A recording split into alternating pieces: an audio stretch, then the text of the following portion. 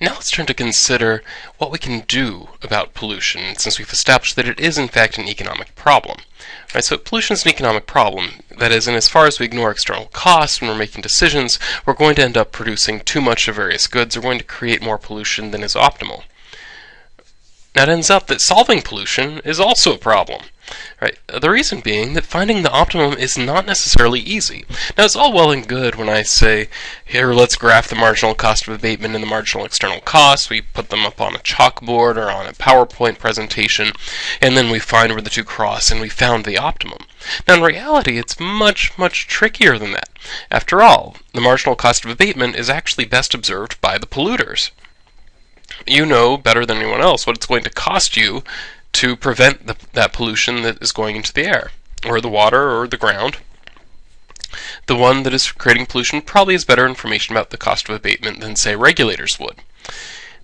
So, that being the case, this is really tricky. After all, if we're going to regulate based on the marginal cost of abatement, the polluters very well may have every reason to lie to the regulators about what that cost looks like. At the same time, the marginal external cost is really unobservable.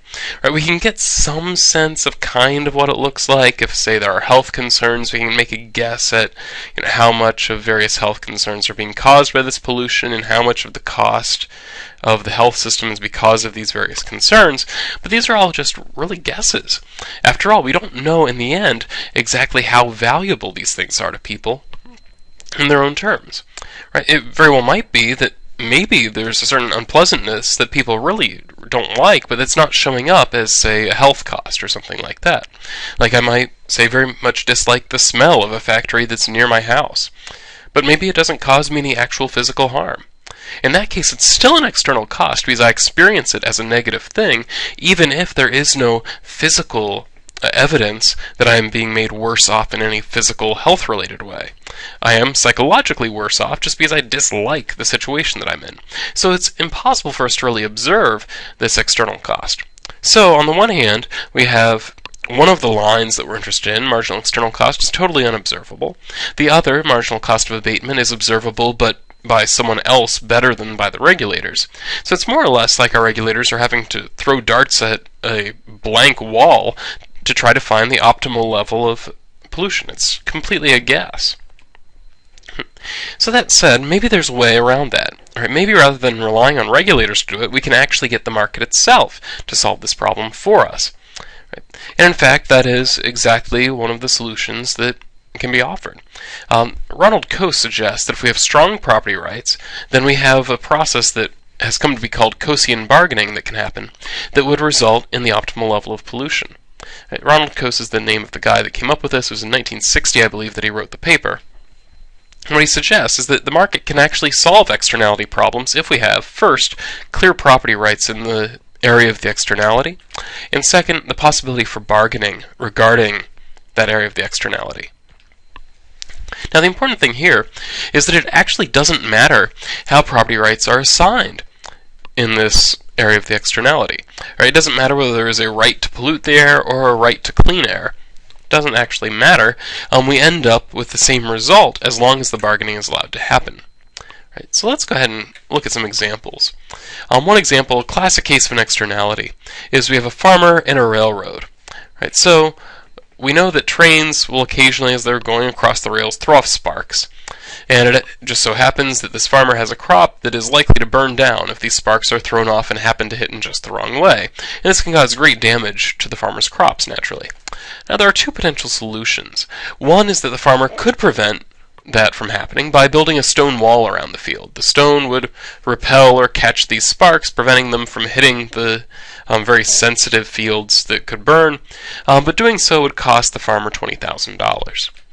Now the railroad also has an option. They could prevent this damage by installing spark guards in all their trains. So these are just pieces of, I believe, metal that would go over the wheels and over the rails so that sparks would end up going straight down into the ground rather than out to where it might hit a field of wheat or whatever it is that might possibly burn.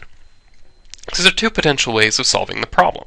Now naturally, installing the spark guards is the cheaper of the two. given the numbers that we have here. Right? It would, in fact, be half as expensive for the railroad to install these spark guards. So that's really what we would like to see happen. We'd like to see this solution come through, but specifically with the spark guards being the solution that is chosen.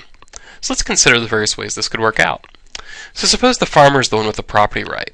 That means that the farmer has a right to tell the railroad that they're not allowed to create these sparks that go into his field. Right now, the one way we could establish this is, say, by having the farmer have the right to sue the railroad for any damage that's done. Right. So, and in fact, we could take this as far as the farmer having the right to tell the railroad they're not allowed to run trains as long as they're creating this danger. Right. In that case, the railroad really has two choices. It could build a wall next to the rail. It's perfectly possible for the railroad to do, and it costs the railroad about $20,000 to do that. Or it could install these guards for $10,000. Well, naturally, the cheaper option for the railroad is to install the guards. And so this is relatively obvious how this is going to work out.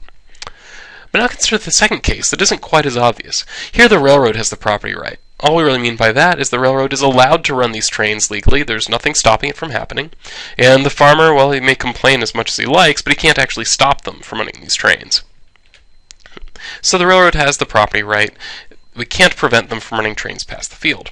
In that case, it's really up to the farmer to take things into his own hands and try to prevent this damage.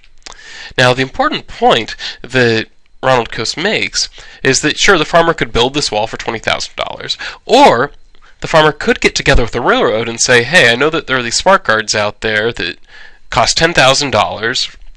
If I give you the $10,000, will you put them on all your trains? Right? And as long as there's the possibility for them to negotiate here and to strike a deal that is actually enforceable, that is actually what we'd expect the solution to be. After all, it is far cheaper for the farmer to pay for the company's spark guards than to pay for the wall. So it actually doesn't matter whether the farmer or the railroad has the property right. All that really matters is that there's the opportunity. If the railroad has the property right, all we really need is the opportunity for the farmer to go to the railroad and offer to pay what is the lower cost solution. Right? Now, an important point here, some people are kind of bothered by the fact when I say, well, it doesn't actually matter, we have the same thing regardless. Some people would point out, well, in the first case, it's the railroad that has to pay the bill. In the second case, it's the farmer that has to pay the bill. And that is true. So naturally, the farmer and the railroad care who has the property right. But from an economic standpoint, all that really matters is that we, in effect, do the right thing, that we come up with a solution and that it's the least cost solution. Who pays for it from an economic standpoint isn't necessarily as important, though naturally it is important to the people involved. Let's consider another example. Suppose there's a particular plant of some kind of manufacturing plant that creates pollution, and it does, say, $2 million worth of damage to the surrounding community. Now, that plant could prevent this pollution by paying $1 million. So $1 million is the cost of abatement, $2 million is the external cost. The question is it worth preventing that pollution at all? Well, here the answer is naturally yes. Right? After all, it only costs $1 million to prevent this pollution. It would cost $2 million if we allow it to happen. So the cheaper thing is to prevent the pollution. So let's show how Coasian bargaining would get that to work. Right? In the case that the community is the one with the property right, they can simply issue an injunction. Right? They just refuse to allow the pollution. If the community has a right to clean air, they tell this plant you're not allowed to pollute anymore, and that's that. Right? At which point the plant has the choice of, are they going to pay the $1 million to prevent it, or are they just going to shut down entirely? Well, assuming that $1 million to prevent it is something that they can afford, that is what they're going to do. Right? So they are going to actually prevent the pollution either way. Now we can imagine the opposite case. Suppose that the company is the one with the property right. They actually have a right to pollute in terms of the way the legal system is structured. Well, in that case, it's not that the company is polluting just for fun. Right? If it's profitable to the company to stop polluting, they will stop. Well, it ends up the community here, they're having $2 million of damage being thrust upon them by the pollution. So they're willing to pay the company up to $2 million to prevent that pollution. Well, all the company needs is $1 million for it to be worthwhile for them to prevent it. So in this case, the community pays $1 million to the company pays the cost of installing the filters or whatever it is to prevent this pollution from happening. Right? So here in this case, the community will end up covering the cost, and the pollution is prevented. So either way, whether the community has the property right or the company does, the pollution is going to be prevented. The only real difference is who ends up footing the bill. Another example. Here's a similar one where you have that same plant. It does $2 million of harm to the surrounding community, but it costs $3 million to prevent this pollution. Is it worth preventing at this point? Well, here the answer is actually no. After all, the damage being done by the pollution is less than the damage caused by trying to prevent the pollution. This could be shutting down, it could be whatever the cost of abatement happens to be, but $3 million is at stake if we try to prevent the pollution. Well, only $2 million is being caused by the pollution itself. Right, so let's look at how Coasian bargaining would work here. Suppose the community has the property right. They're going to refuse to allow the pollution, but the company will offer to pay the $2 million to cover all the costs caused by the harm. So in effect, what the company is willing to do is make the community whole again. Say, okay, we know this pollution will do you harm. Well, here's money to cover all the harm that we're doing. Right? That is, after all, cheaper for the company than stopping polluting. Stopping polluting would cost the company $3 million. It's better to just pay these people to cover the damage that's being caused. Right? So in that case, the community would say, oh, well, if you're going to cover the cost that is being thrust upon us, then sure, go ahead and pollute. Now, if the company has the property right, in that case, they would be willing to stop polluting if they could get $3 million, but the community is not willing to pay for that. Since the community is not willing to pay for that, for the company to stop polluting, the pollution still happens. Right? So in either case, it actually doesn't matter who has the property right in terms of whether the pollution happens or not. The pollution will happen if the damage done to the community is less than the cost of preventing that pollution from happening. Right? So the pollution is going to happen in this case. Now, an important point about Coasian bargaining is that when it works, that is, when we can actually get Coasian bargaining to happen, it prevents only the pollution that should be prevented. It doesn't prevent all pollution, but some pollution we know is actually better to tolerate. At the same time, Coasian bargaining, in as far as it works, will prevent all of the pollution that should be prevented. So if a particular unit of pollution does more damage than it would cost to prevent that pollution, Coasian bargaining will prevent that pollution as long as it's possible. Right? Put another way, as long as the marginal cost of abatement is less than the marginal external cost, Coasian bargaining would prevent the pollution from happening. But as long as the marginal external cost is less than the cost of abatement, that is, as long as the damage done by the pollution is less than the cost of preventing it, then this pollution will be allowed through Coasian bargaining. Right, so the information problem here is solved. Those that are experiencing the cost are the ones making the decision. That is, it's the polluter who's experiencing the cost of abatement, and it's the community or whoever it is that experiences this external cost that's offering to pay on occasion. Right, so those experiencing the cost make the decision. There's no reason to lie here. That being the case, we would expect this to actually work as long as we can get this bargaining to happen. Right? So that's really what we need for Coasian bargaining to work. We need very clear property rights. It should be very clear who is responsible for paying whom.